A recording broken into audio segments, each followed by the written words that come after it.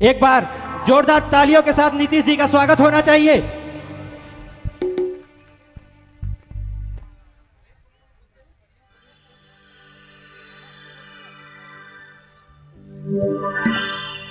कितने लोग नाचने के लिए तैयार हैं? नीतीश जी का साथ कौन कौन देना चाहते हैं? सभी कोई ना, बिल्कुल जोरदार वाला डांस होनी चाहिए, तभी तो मजा आएगा। और कौन कौन वाला गीत फरमाइश है बिल्कुल बताते जावा, नीतीश जी से मैं पूरा करवाते जाबू। आज नीतीश जी के छोड़े के नखे, क्योंकि नीतीश जी घुमला बट आंखें नहीं खोजे तो मुश्किल से आए नहीं, तो इसलिए पूरा फरमाइश पूरा करे है। तो नीतीश जी कुछ कुछ बोल दो फाइन मन के।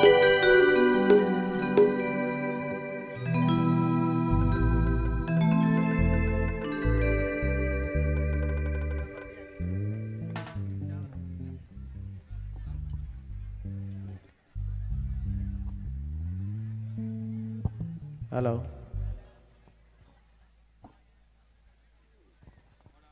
हेलो हेलो चेक, ठीक है साउंड सुना था? का पोजीशन ऑन आए? ना ना मजा ना, ऐसा नहीं, एकदम जोरदार हला हो चाहिए। का पोजीशन ऑन? हाँ ऐसा बेस लगेला, तनी तनी हल्ला गुला शोर शराब होले अच्छा लगेला कि हाँ प्रोग्राम हुआ थे। हमरा कर टोटो टोटो है नहीं भैया, आखिर गाँव, बहुत बहुत धन्यवाद। चलो फिर से हमरे कर अवल गोतिया मेहमान हमरे कर ठीक मंचसा कर बगल में तमाम हमरे कर आज कर सुप्रसिद्ध व्यक्ति हमरे सब के हमर दन से जमा जमा जन्माष्टमी भगवान श्री कृष्ण कर जन्म अष्टमी कर हार्दिक हार्दिक शुभकामनाएं, बहुत बहुत धन्यवाद है, बहुत बहुत शुक्रिया। अच्छा एक बार हल्ला तो एक चाहिए जोरदार प्यार से, ऐसा लगे चाहिए यहाँ कर हल्ला एकदम सीधे चौक तक सुनाई चाहिए, ऐसा हल्ला गुलाब चाहिए।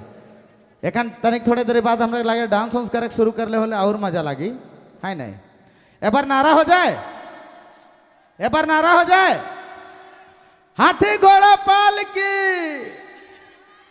हाथी घोड़ा पाल की। ठीक है, बहुत बहुत धन्यवाद, बहुत बहुत शुक्रिया। हमके लागल यहाँ से चालू करे चाहिए। हार्दिक धन्यवाद फिर से तमाम दर्शक गण मन कर हमारे दन से जन्माष्टमी कर हार्दिक हार्दिक शुभकामनाएं है, बहुत बहुत धन्यवाद, बहुत बहुत शुक्रिया। हम चाहते अवल मेहमान मनकर स्वागत ले एक गीत हमरे भगवान कर आराधना कर ली, हमरे भजन कर ली, हमरे कर मेहमान गोतिया मन ले गो स्वागत भी हो एक जरूरी है। बहुत बहुत धन्यवाद। हेलो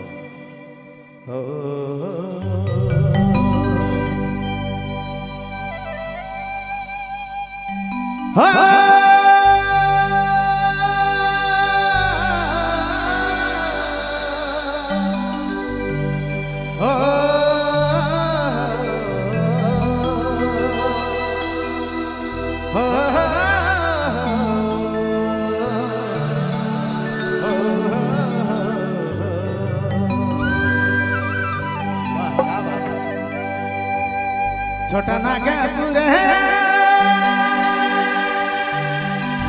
हर पाँव चलने हर पाँव चलने बाज जन गना मना के दौला रे स्वागत अगता जोहरे।